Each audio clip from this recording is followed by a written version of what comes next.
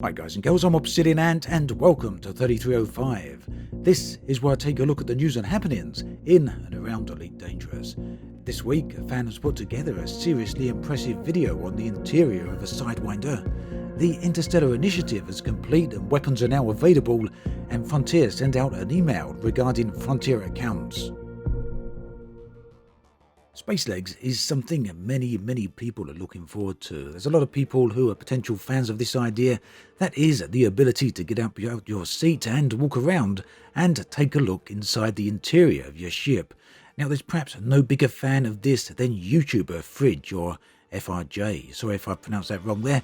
But very recently they released a video, an exceptional video, having a look inside a Sidewinder. And you can see that right here on screen. There's just some short clips here, but I highly recommend you go and have a look at the YouTube video, which is linked below. Now, the entire video took around 9 months to put together, largely from spare time. And if you're wondering about the layout of the Sidewinder, that comes from the boxed edition videos, the interior layouts from the same YouTuber. And it's not just Sidewinders when it comes to the layouts, there's a number of other ships there. Again, these are all linked below. Now for me personally, I think this is an absolutely exceptional video, easily one of the best fan-made Elite Dangerous videos ever created. Clearly a lot of work has gone into it, and it really does give a feel for what walking around ships just might be like. Personally, it's something I'm really looking forward to. I hope that it is on the cards. I hope it happens at some point in the future. And I guess it's worth mentioning the supposed leak, the alleged leak from Frontier that claimed that space legs will be a thing in 2020. But again, I guess we'll have to wait and see to find out whether or not that is actually true. But for now, we've got this video to look at. Now, one thing I find particularly interesting about the Sidewinder here is that it's much larger than many people will realise or give account for. And you can see that simply from the cargo bay hold, which has got room for a few units of cargo. It also holds the SRV over on the right-hand side as you enter the Sidewinder from the rear.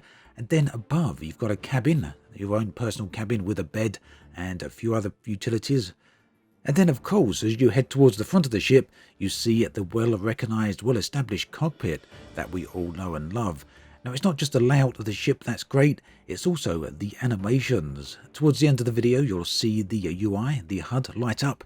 This is done in beautiful detail, a very nice touch at the end of the video there. My hope then is that Frontier go to at least this level of detail, maybe beyond, but certainly, hopefully, no less, because these standards have now been set. We all know what we want from space legs right now, at least in terms of spaceship interiors. So, great work again, and go and have a look at the link in the video description and watch the full video for yourself. On Sunday evening, UK time, a player decided to make protest of the ongoing cheating and hacking issues surrounding Elite Dangerous, and they did this by piloting a Beluga into Jameson Memorial and blocking off the docking hatch.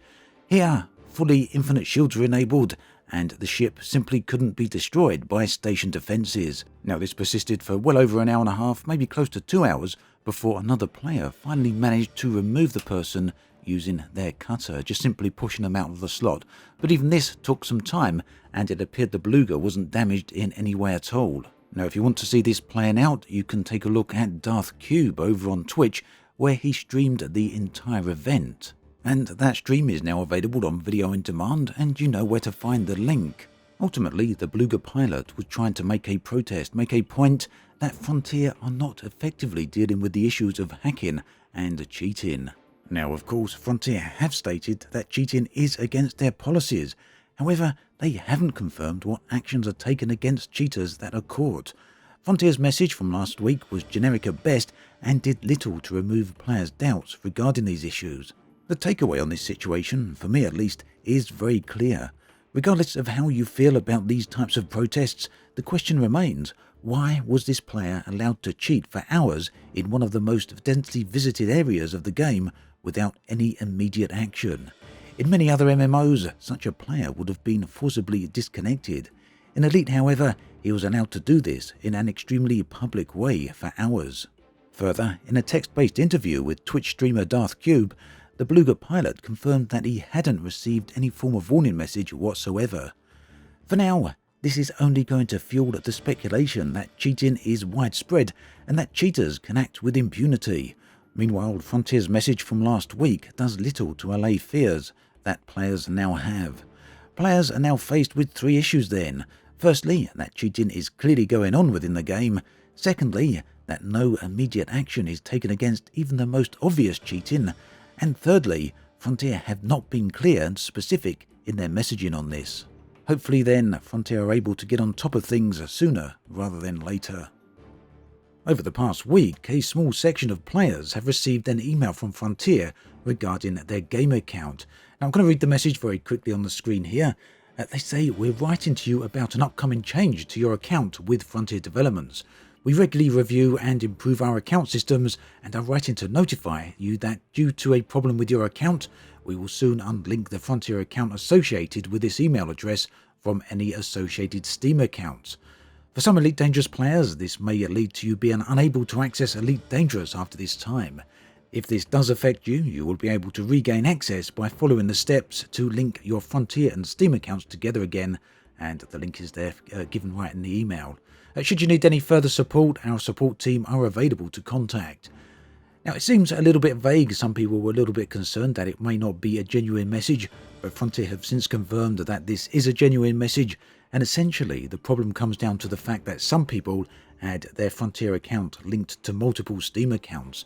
I don't know how that would have happened, but apparently it was causing some troubles for Frontier. They've now gone ahead and rectified that and notified the people who will be affected by it. So if you do see this message arrive in your inbox, you now know why that is. The first interstellar initiative, Bridging the Gap, is now complete. The result of this is a new weapon for everyone to go out and purchase and use. This comes in the form of an advanced multi-cannon, and the difference between this and a regular one is that it has the ability to have a different type of ammo, configurable ammunition actually. This is done through synthesis, and it's a pretty expensive recipe, and it allows the weapon to be effective against Thargoids. Now, additionally, unlike experimental weapons, this doesn't have any restrictions, so you can equip as many of these weapons as your ship can actually handle. So this all sounds well and good in principle. I haven't actually yet had the chance to try out myself, and you will know I'm not combat focused anyway, but apparently it's not that good a weapon, at least according to some people out there in the community, and this comes from some people within Anti-Xeno Initiative and some people within Canon. Of course, they don't speak for the entirety of those groups, but some of those people don't feel they're particularly optimal. And you can see this on some recent live streams, both from Commander Exigeous over on YouTube, as well as Yamiks. Now, Yamiks has also got a video review on this particular weapon, so if you want to check that out, you can see the link in the video description as well. That then brings us to the end of this episode of 3305. As always, thanks for watching, and I'll catch you guys and girls next time.